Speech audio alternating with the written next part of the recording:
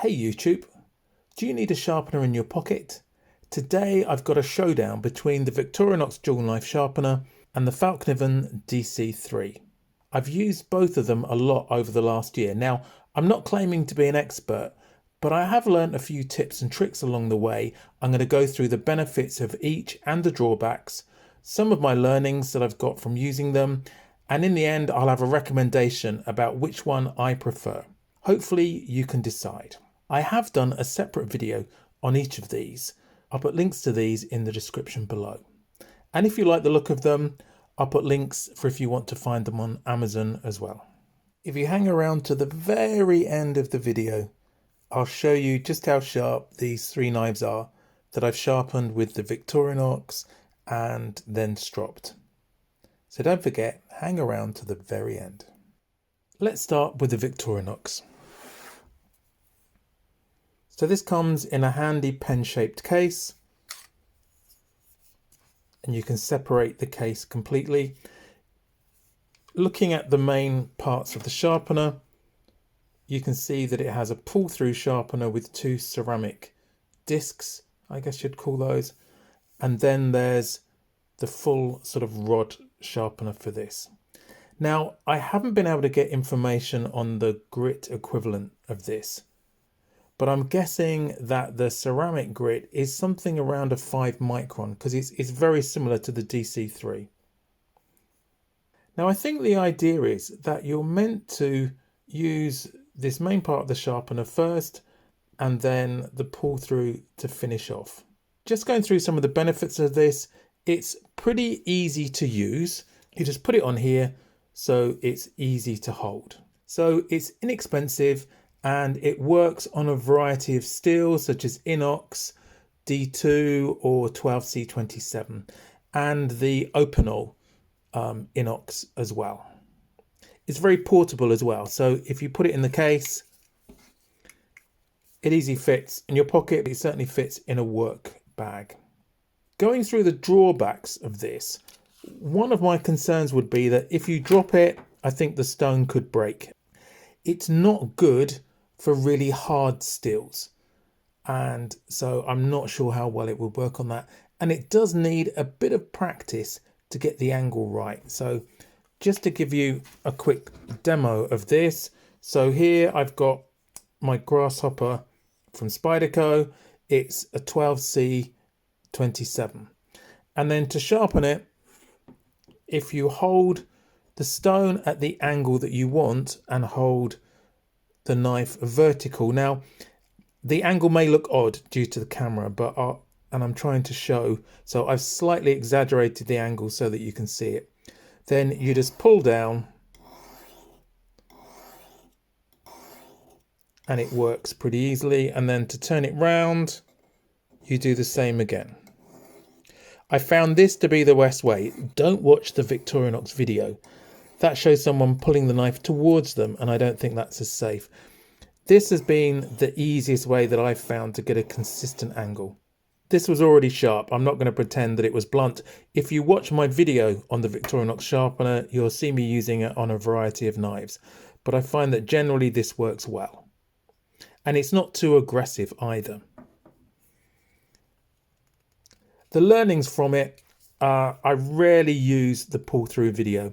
If you watch a couple of my videos on this, I've got a microscopic view and you can see it just pulling off slivers of metal. So I prefer not to use it.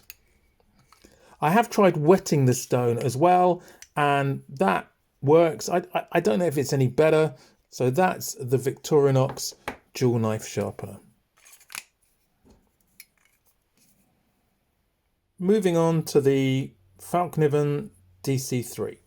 So it comes in this nice leather sheath, which I think helps protect it.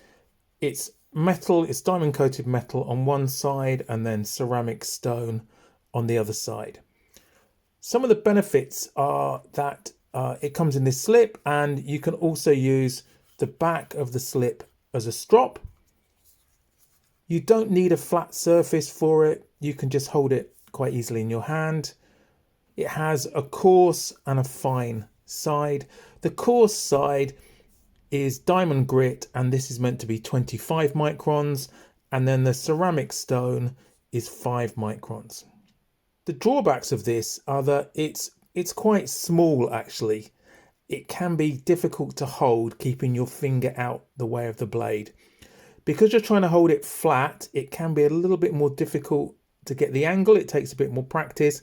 And I think this one, you can only really get it to work on fairly small blades. If you see this next to the grasshopper, which is quite tiny, and the same if you see it next to my Midnight Manager, you can see it's quite a small stone. If I were to use it with the Open L, so this is an Open L number 7, and you can see that it's quite big. So to hold it, and I'll have it at an angle just to make it a bit easier for you to see.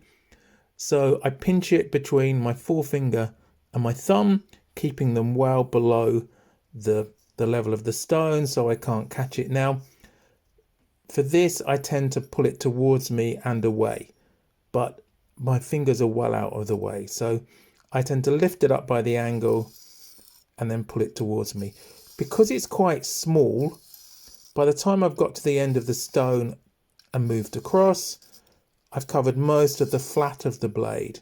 I'll then go back and do the curved part separately. So I'm still trying to maintain the angle here. And then the same with it moving away. I lift it up for the angle and then pull it away. So I'm covering all of the straight edge of the blade in that one go. And then again, for the rounded part, I lift up slightly and then I curve away. Now this Open L I tend to use as a gardening knife because I wasn't a huge fan, but it is a great slicer. So it does get a little bit more wear, and I've been more prone to use the diamond grit side as well as the smooth side. But this was already pretty sharp and I can feel it. If I test it on my nail, you can see it works pretty well. And because I keep it fairly sharp as well, it's pretty close to hair shaving sharp. That's a DC3. Some of the learnings, as I said, to hold it flat between finger and thumb, and to use the diamond side sparingly because it's reasonably aggressive. I think one of the big learnings from this would be, I wish I'd got the DC4, which is a little bit bigger and probably a little bit easier to use. So coming to my recommendation. Now, my preference is a Victorinox. I have used it a little bit more and I've had it a bit longer, so I've got very used to using it. I find that I can get an edge easier on this. It works really well. I guess it was designed for Victorinox knives, and most of the knives I use on a daily basis are Victorinox. It works well on the Open L. It works well on most of the knives that I have. So that's my preference. Because it can get broken, if you've got something that you would literally want to put in your pocket, then I think the DC3 would probably be the better option for that.